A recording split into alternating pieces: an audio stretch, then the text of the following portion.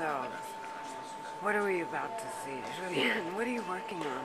You just came back from where? Versailles? Yes, I'm coming back from Versailles where I'm shooting next week. And what are you working on? What are you shooting? I'm shooting a short movie with a lot of fashion with Marie de Villepin, the actress who is going to play Muse Betty Catrou in the new Saint Laurent movie. It's going to be released in March 2014. And in my film it's going to be a saber fight, like in Kill Bill, with the Grand Trianon. Is she good at that? Yeah, we rehearsed, and we were going to rehearse again, like for a few days, so that she can master the art of kendo. So you're working on two things at the same time, or Yes. three things. What are they all? Yes, I've shot another movie with an illustration of Parsifal and the Holy Grail. I shot in a ruined abbey and at the Château de Pierrefonds with wolves and a white horse with blue eyes, you'll see. And I'm working in another movie we shoot at Hôtel de Soubise in about 2 weeks with actress Nora Nezeder. It's the new Angélique, Marquis of the Angels. Wow. And you? I'm a tiny. Yes, and it's a figuration. kind of tribute to Hitchcock's Vertigo and Tony Scott's The Hunger. I love The Hunger. Me too. It was great. Me too.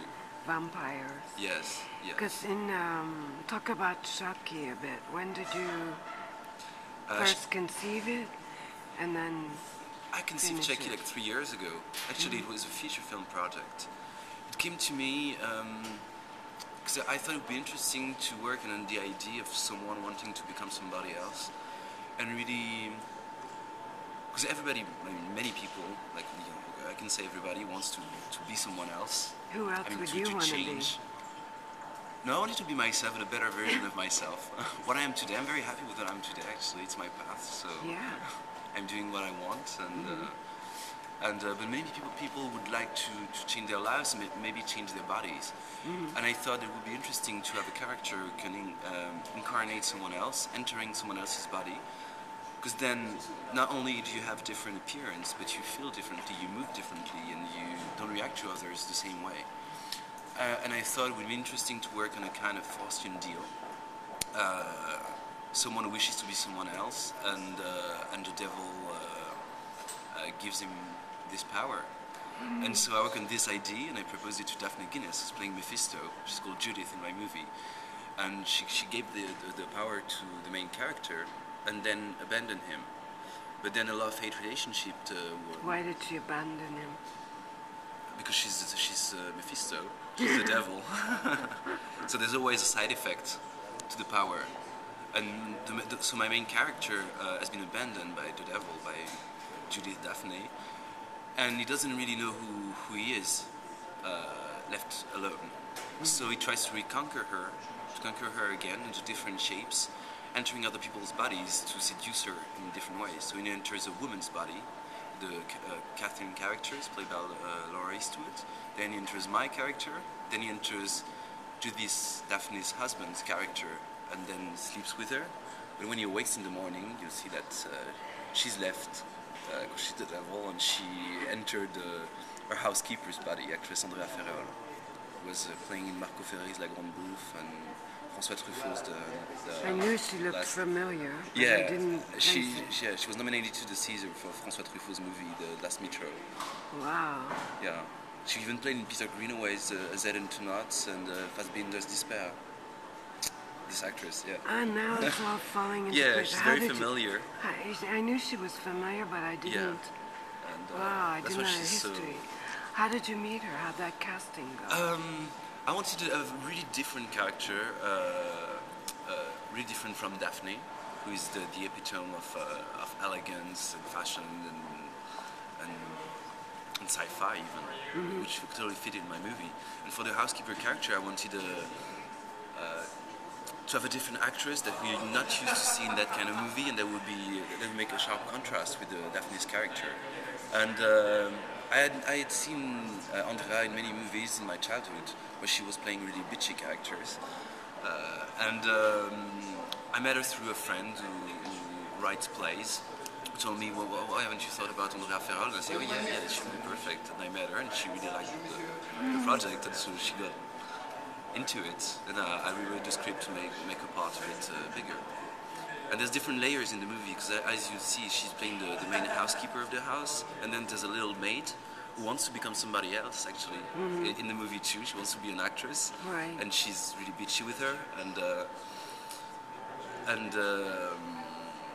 yes, and so in the movie you'll see the theme treated really differently in different ways. You've got the main character really entering other people's bodies, and you see at the same time all those people want to appear or become someone else or regenerate their body, hence the dialogues about the blood regeneration in the beginning, and or the dialogue at the dinner table where I'm saying to Daphne, that would be a very interesting life to lead.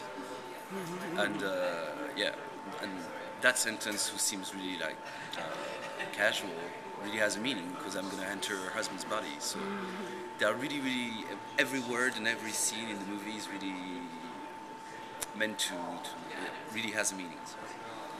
Great. And, How long have you been like wearing the habits, sorry, like when you see the cigarettes, when the main character passes into other bodies, he keeps the same gestures, like he's making a cross on the cigarette that we see in the movie, and that's a hint, a clue for the audience to understand that he's gone into other bodies.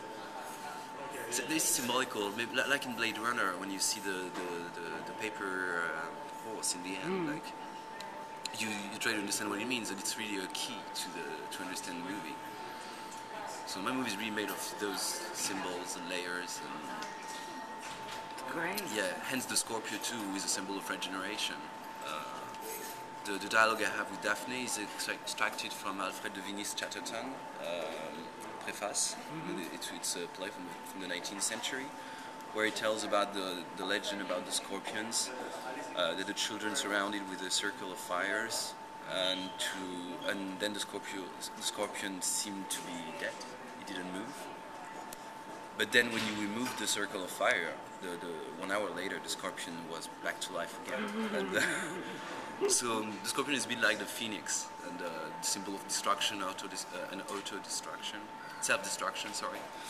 And even in astrology, so that's another symbol in the movie. And we talked about this with Daphne, who is a Scorpio, and she literally understood. Many planets in Scorpio, right? She's got 4 planets in Scorpio, and that's the first thing she told me when she received the script. And she said to me, "I'm obsessed with scorpions and Scorpios, and I really want to do the movie for this as well." So Great. it was a very interesting meeting for this. So now we enter Centre Pompidou and watch it. Yeah, Great. I'm very happy to watch it on the big screen here in such a prestigious place. Thank you.